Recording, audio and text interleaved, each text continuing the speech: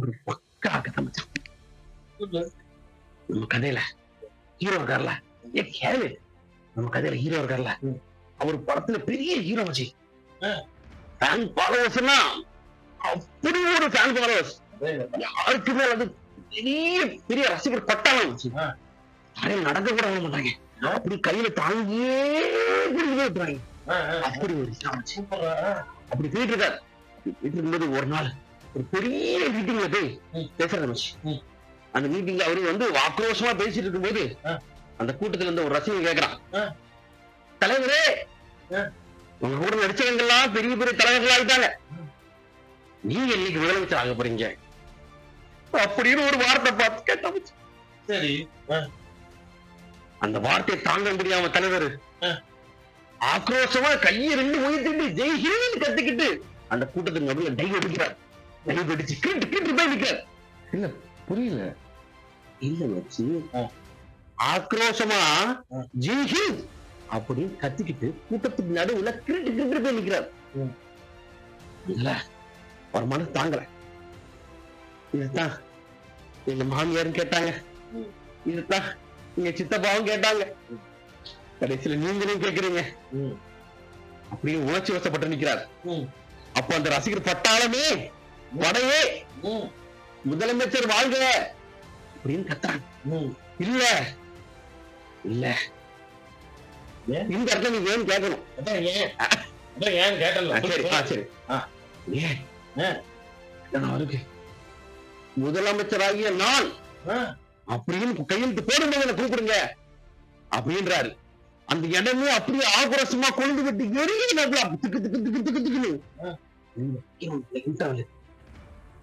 போயிருக்க மாட்டானே, யாருமே போகல. அப்புறம் தியேட்டர் கடைகள் ஒன்னா சேர்ந்து நீங்க ஏன் வந்து யாருமே பாப்கார்ன் இதெல்லாம் வாங்க மாட்டேங்கன்னு கேக்குறாங்க.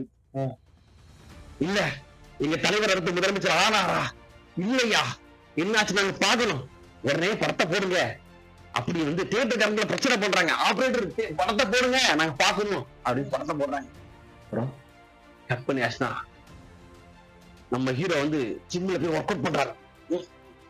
ஒர்க்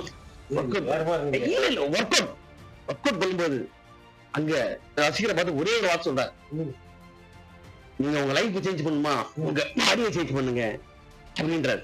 அந்த வரைக்கும் அந்த பஞ்சாரு உடனே ரசிகர்கள் சேர்ந்து உடனே எல்லாரும் உடனே தான் பாடியை ரெடி பண்றாங்க.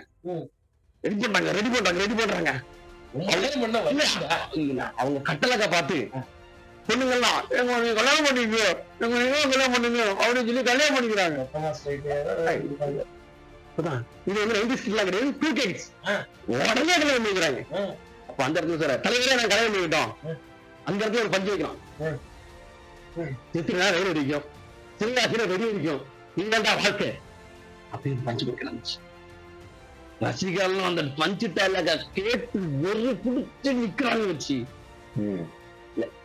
ஒரு ஆவேசம் நிக்கிறாங்க. அதுக்கப்புறம் அவங்களுக்கு எல்லாம் குழந்தை பிறகுது, 90s கிட்ஸுக்கே குழந்தை பிறகுது. அதான் இது கரெக்ட். தலைவரே தலைவரே எங்களுக்கே குழந்தை பிறந்தாச்சு, எப்படி முதலமைச்சர் ஆவீங்கன்னு கேக்குறாங்க. அவர் சொல்லாரு, இல்ல உங்க குழந்தைகளுக்கு என்னைக்கெல்லாம் ஓட்டுரிமை வருதோ அன்னைக்கு நான் வேட்பாளரா நிக்கிறேன், அப்ப வந்து ஓட்டு போடுங்க, என்ன முதலமைச்சர் ஆக்குங்க அப்படின்னு சொல்ற. உடனே ரசிகர்களா சேர்ந்து தலைவரே உங்க முதலமைச்சர் ஆக்குறதா உங்க லட்சியம் அப்படின்னு குழந்தைகளுக்கு ஓட்டுரிமை வர அன்னைக்கு ஓட்டு போடுறாங்க. அவர் முதலமைச்சர் ஆறாரு. அவர் போட்ட முதல் கையெழுத்து என்ன தெரியுமா? முதலமைச்சராகிய நான் அப்படின்னு சொல்றாங்க. பக்கா கதையில வச்சா 10 வாரணமாயிரம், 2 முதல்வன், 3 சேவகன், கடைசியில வேடன்னு ஒரு படத்தை உள்ள விட்டுருக்கீங்க.